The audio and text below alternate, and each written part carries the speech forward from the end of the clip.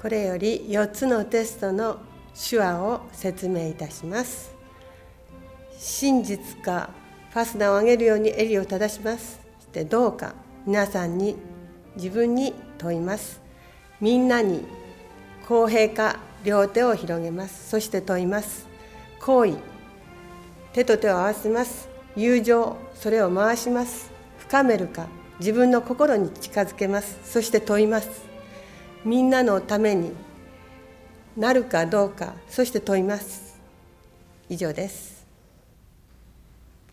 それでは早速始めてみます。